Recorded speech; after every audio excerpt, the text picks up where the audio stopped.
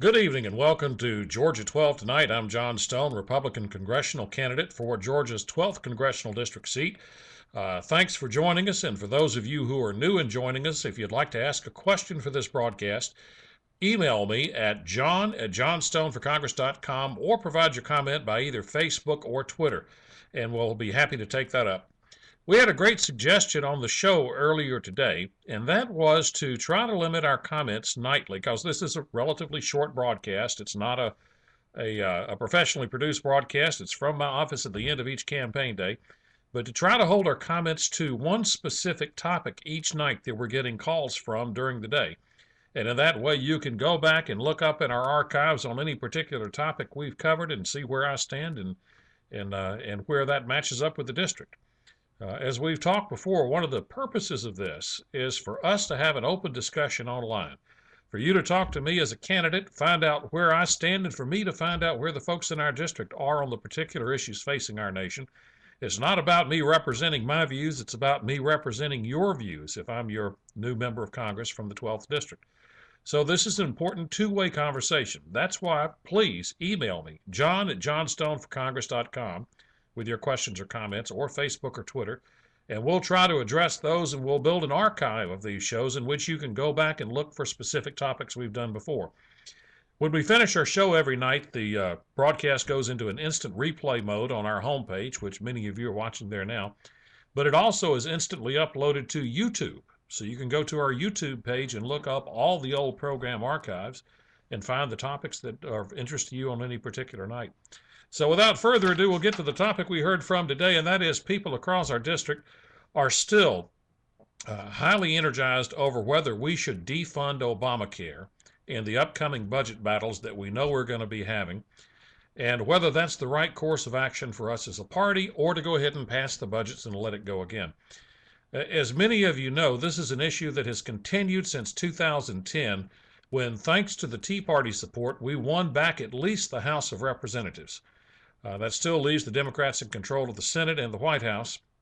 And a lot of folks on our side have said, well, with us only having one of the three elected branches of government, there's only so much we can do. And if we get into a shutdown mode in which we as the House say we're not going to fund Obamacare and therefore we're going to let the federal budget shut down over that we would be blamed. It would have a tremendous political toll against Republicans in the next election, and therefore we shouldn't do it.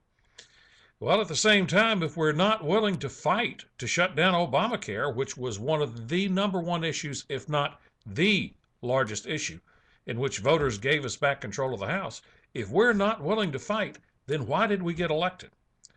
And at some point, we have to stand up. I've heard from folks all over the district. I know where you are, and the majority of folks in Georgia's 12th district say, fight smart, but shut it down. We need a Congress that will stand up to the excesses of the Obama administration and not back down out of some type of political fear.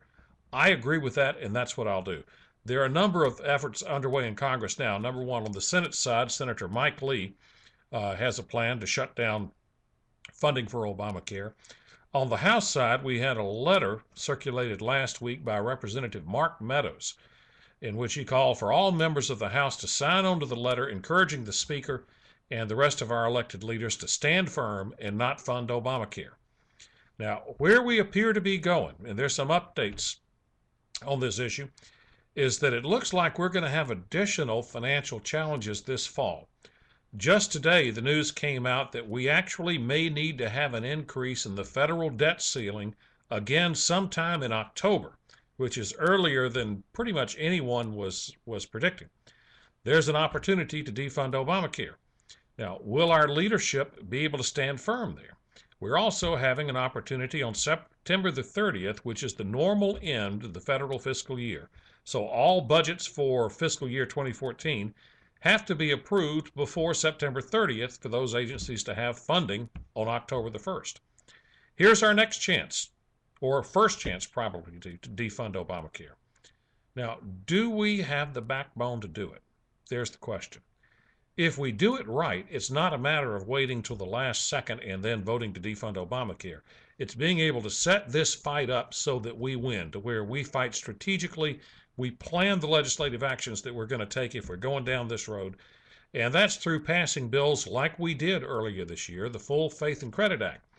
Now, what that bill does, it says that in the event that there's any shutdown in federal spending, either from an end of year failure to approve a new budget or through a showdown over the debt ceiling, that regardless of what happens elsewhere within our budget, that we fund our Social Security obligations so that our retirees receive their funds for their retirement check and for Medicare, and that it automatically guarantees that we pay the full interest and principal on all of our government bonds so that the credit standing of the United States is preserved. We passed that bill in the House earlier this year. What we've got to have a leadership and the majority of members of the House saying, we've passed that. Therefore, it's now up to the President and to the Senate to pay those bills because we've given them full authority to pay Social Security, Medicare, and our bond issues. And so if they're not paid, it's not the House of Representatives' fault, and we go back and we pass it again if necessary. We need another bill, which we've passed in the House, which is guaranteeing that, again, in the event of any budget shortfall, that we automatically pay our military families and we pay our federal law enforcement.